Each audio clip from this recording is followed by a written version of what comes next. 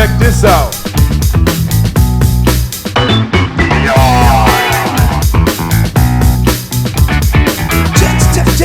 Check it out. What's it all about?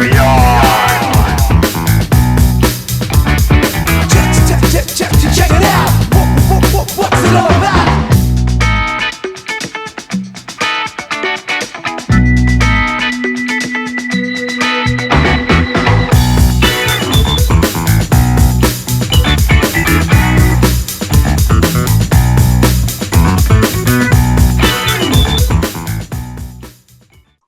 Hey everyone, it's JBennett from Comics Bodega, and welcome back to another edition of Beyond the Synopsis, where we do a little deep dive into a new book being released and get more about it from the creators themselves.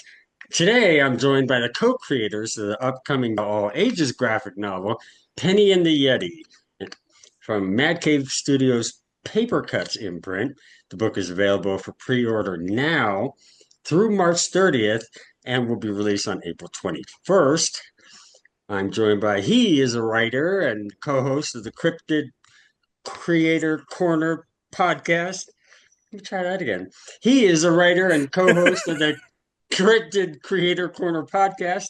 She's a cartoonist, educator, and illustrator who enjoys drawing all things magical, adorable, and hopeful. Now I'm thrilled to introduce my guests, writer Jimmy Gaspero and Amber Akin. Welcome. Thank you. Thank you for that wonderful introduction, and thank you for having us. Yeah, no, definitely. And you got something really great here. I guess before we get too much into this, uh, give us kind of just a quick summary of Penny and the Yeti and and what the book's about. Okay. You want me to go, Amber, or you want to take it? Yeah, you take this one. Okay. So Penny and the Yeti is about a young girl named Penny, and she lives with her older sister, Peri, and her parents, Fenton and Maxine, and they seemingly have a pretty, normal existence, the four of them. But Fenton and Maxine, Penny and Peri's parents, argue a lot, and it is one thing that Penny doesn't like, and she has a difficult time kind of talking to her parents about how their arguing is affecting her. One day, during a particularly bad argument, when Penny is in her room, one of her sister Peri's drawings of a Yeti kind of comes to life, walks right into Penny's life. Of course, Penny thinks that the Yeti is there to help her get her parents to stop arguing, but we know as adults that that's not how adult, relationships work. Penny and Yeti kind of have to navigate that, and we see how the family deals with that. But also, Penny and Yeti, I think, develop a wonderful friendship, so that's a big part of the book as well. And then we, and that's basically the long and short of the plot. Very nice, and you cover it well. And at its core, Penny and Yeti really feels that it's about relationships. Penny's relationship with Yeti, her relationship with her sister Peri, and Penny's parents' relationship. Is that a fair assessment? I think so. Oh Yeah. Yeah, absolutely. It's a lot about relationships, and when I think we started putting the book together, when I first did the outline of it, it was Penny and the Yeti. It was very like Penny and Yeti forward. I think in the writing of it, like the creation of it along the way, to me, it became a lot more about like Peri's actual like arc and emotional journey. Like Penny, I think, has a lot of, adventures with Yeti, but I don't think Penny has like quite the like emotional arc in terms of, she has to come to terms with some things in terms of her parents. She finds her voice to be able to tell her parents how the fighting upsets her. But really, she's able to do that because of Peri. I really think like at the core of it, the greatest emotional growth of the story is probably Penny's older sister, Peri. So even though Peri's not in the title, I feel like Right, she's right. she's kind of like for me she's kind of like the a little bit of the heart of the story in terms of the family dynamics anyway. Sure. And yeah, and not only does Penny come out with a friend with come out of this with a friend in Yeti, but Yeti seems like you're saying, provides her the strength and the support she needs to try to help her parents, if she can. And she's really the bright spot in this because she's the hopeful one. She's the one. She's even helping Yeti and not feeling bad or, hey, no, it's okay. Oh, it was so nice to see that she's just this just character who just loves wants everyone to be happy, and it just has so much joy in her life and just really radiates off the pages, and especially in your illustrations, Amber. I mean, they're fun, they're adorable. They'll certainly appeal to younger audiences. From where do you draw the inspiration to create such cute characters like these? I've liked cute things since I was a little girl myself, and I always thought I would grow out of it, but here I am, still obsessed with fairies and magical creatures and all things cute and colorful and rainbow and glittery. I pull from a lot of things I liked as a kid, the picture books I grew up reading, and contemporary illustrators who I really love, a lot of the cartoons I grew up watching. Adventure Time was huge for me. I think it really shines through with like the dot eyes and the cartooning style I tend to go for. Yeah, when I first saw, I think the PDF of Penny and the Yeti, the first thing I thought of was Adventure Time with kind of Yeti's look. It kind of just there was something in the image I had seen that really drew to Adventure Time for me too. It's a huge compliment for me. No, yeah, it's looks great. It's really it's just this is really a phenomenal book from cover to cover. Um, And let's quickly give a shout out to the rest of your creative team. You have Charlie Akin on flats and Buddy Bertasius Beaudoin providing letters for you both. Um, yeah, how is it working with them and getting their input and their Yeah. contributions to Penny and the Yeti? Yeah, I how was can it working with your sister? Yeah, Charlie's my sister. She actually this is her first like time working with comics. Okay. I needed someone to help me with flats, and I knew my sister was available and willing to do me a solid. Oh, nice. So it was really fun making it sort of like a sibling project, especially given like the themes of Penny and the Yeti. It felt like particularly special. Um, yeah, it was very nice to have my sibling sort of make jokes back and forth when I would send her pages and be like, "Can you flat this?" And she'd be like, we ended up having like little memes between each other that are like jokes only we'll get from Right. working together. Sure. Oh, that's awesome.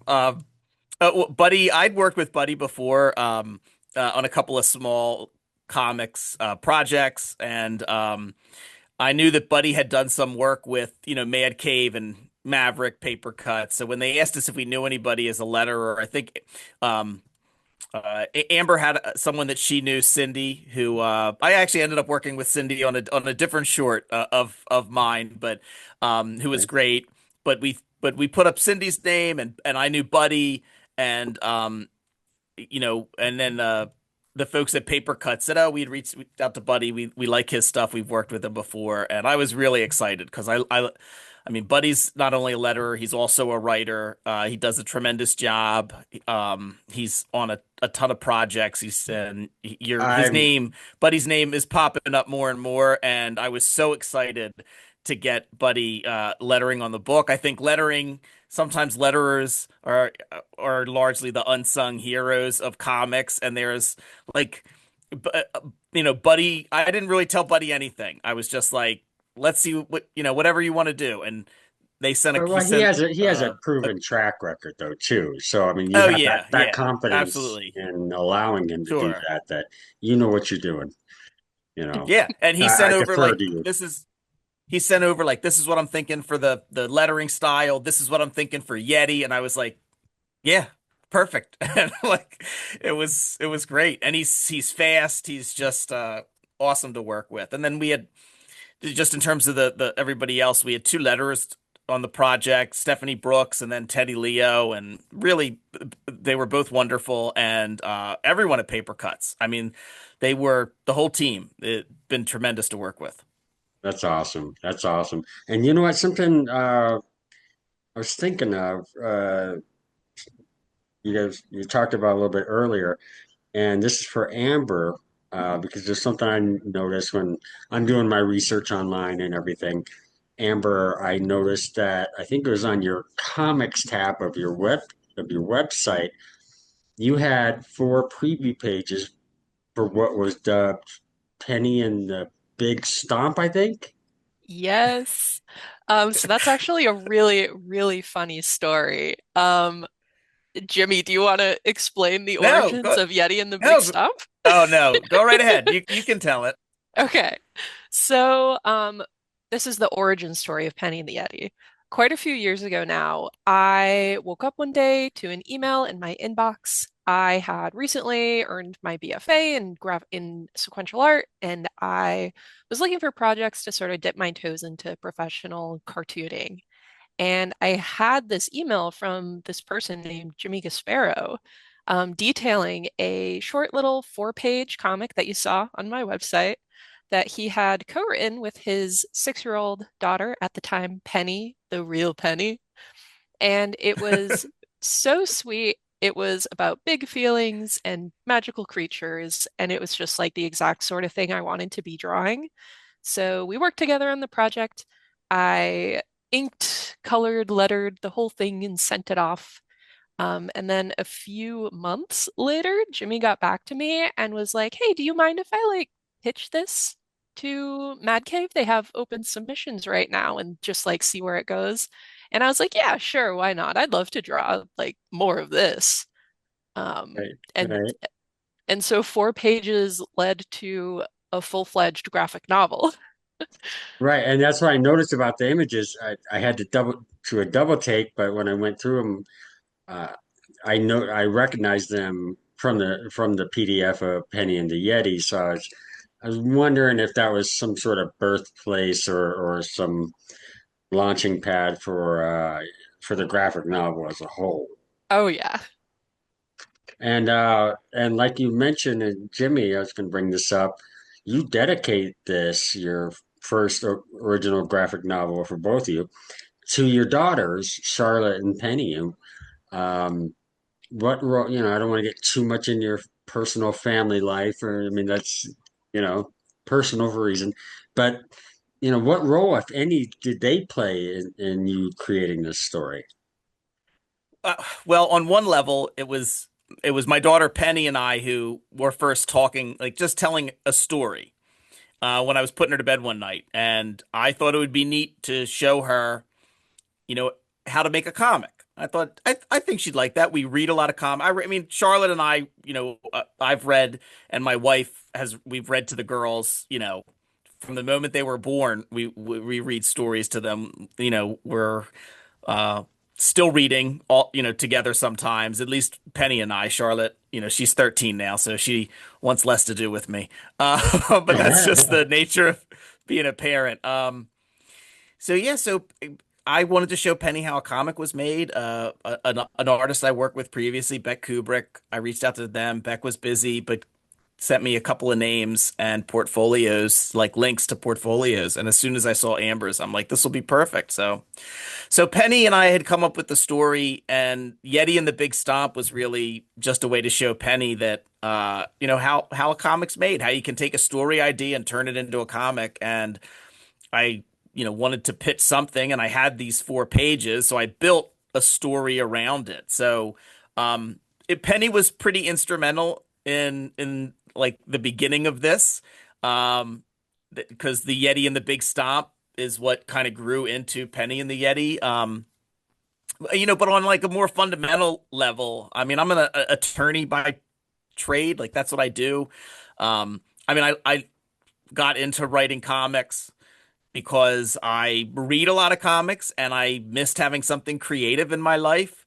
But I would be lying if I didn't say a big part of it was also um, to kind of show my kids that like you can, if you find something you love, that you can pursue it at any age. You know, I just this past Saturday I turned 47, so I'm going to have my first graphic novel published at 47, which I don't know if I'm the only one making a big deal out of it, but I think it's kind of like when I say it out loud, it sounds like not me, like I'm having an out of body experience and listen to another person talking about this thing that is happening.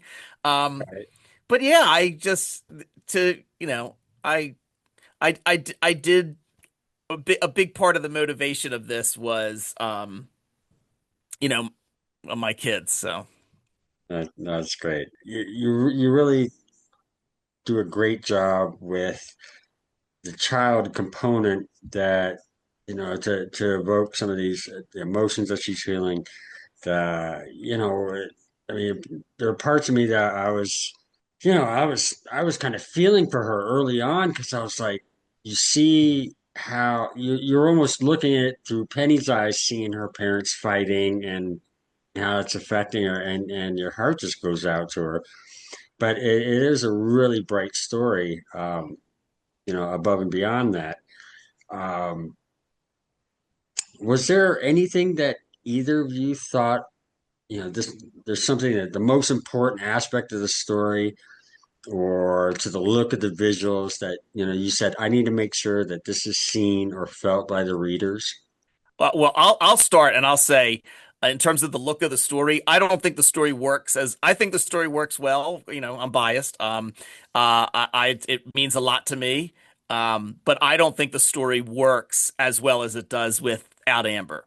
You know, I mean, I mean, I've worked with different artists in different comics, but Amber's style, Amber's passion for this story, I don't think this works half as well as it does without having Amber on it. Nice. Thank you. Aw, shucks. Yeah. Yeah, I think for me the story aspect that like is really important to me is that it doesn't, not to spoil too much, it doesn't wrap up, perfectly nicely. There's no super definitive way that the story ends. It kind of ends the way that like most conflicts in like real life do, where, it's an ongoing sort of thing. Um, and when I was figuring out what I wanted the book to look like, drawing it, I wanted to make sure that the art didn't sort of take away from the weight of like the important emotional beats. And I didn't want it to be too lighthearted and silly, but I also didn't want it to be, too scary for the reader. I didn't want anyone to be like frightened by the artwork. I wanted it to be, approachable and sort of comfort the audience when they need to be comforted. And usually that was in the form of the Yeti. Right, right. And you know what? Yeah. And what I also loved in the illustrations in this were every now and then there felt like there were little glimpses of like anime with their laughs or with their eyes. They get real big and it's just it's really cute. And I don't know if that's even the right word to use. You have a cute book, Thank you. but it really is. Um, what do you hope that children gain or take from this book? Well, for me, I look, I on one level, I do hope that if there's any kid who's in a similar situation to Penny or Peri, who maybe have a house or a family where there is a s- where there is conflict, where there is tension, where there is stress, that if anything, this book shows them a character who is going through something similar to what they're going through and maybe helps them give a voice to some of their feelings and some of their emotions about it. Um, So they know they're not alone out there, that other people. yeah, so that they see an example of even in fiction though, but see an example of a kid who's going through something similar and kind of finding a way to, to navigate it. And also on another level, I hope kids just really kind of fall if they have a home life that is totally different than Peri and Penny's, that they find something magical in the relationship and the friendship of Penny and Yeti. I mean, I think they're very sweet together. They always, Penny's interactions with Yeti always come from a place, I think, of like kindness and empathy. And so, even when they go on the play date with Harper, you just see how they all interact. And especially, Penny, as protective as Yeti is of Penny, Penny is as protective as Yeti. And I just think there's something very special about their friendship. So even if the family stuff isn't anything you can relate to, I think that friendship is important. So I would, yeah. What about you, Amber? Yeah. Um, I think a lot of children's books sort of function as mirrors and windows in that some books, children who are reading them really see themselves represented. They see their experience sort of like mirrored back at them to help them, see themselves in the world. And for some kids, it's a window into maybe, their friends' lives or like another family members of theirs lives. Um, so I think it's really important to sort of like have children both feel represented and also have that opportunity to empathize with someone who, maybe their life isn't exactly like theirs. And similarly, I hope it's like a fun, playful book, and Yeti and Penny have a really wonderful friendship that I hope, maybe kids also see in relationships that they have. Yeah, and it really felt like she had a real life imaginary friend, and it was because that's what I was waiting for. That's what I first thought it was, and then oh, everyone else can see Yeti. Okay, so no, great. So yeah, so let everyone know. Penny and the Yeti, you can pre-order it now through March 30th to reserve a copy from your local comic shop or bookstores. It's available digitally. There's a trade paperback and even a hardcover edition. If you pre-order directly from Papercutz on their website, you can sign up for their mailing list and receive a code for 25% off. So there's even more incentive there for you. So definitely go out, pick up Penny and the Yeti.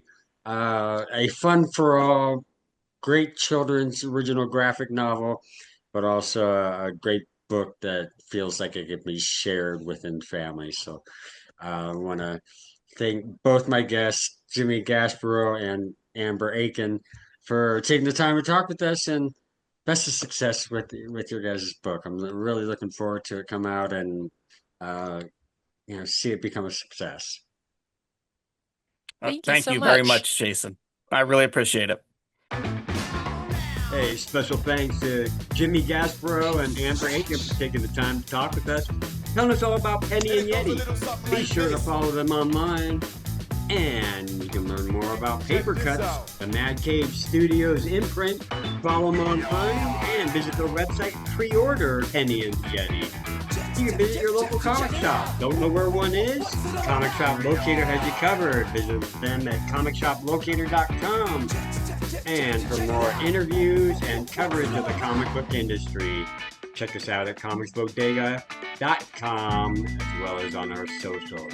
Thank you so much for watching or listening. Stay tuned for more.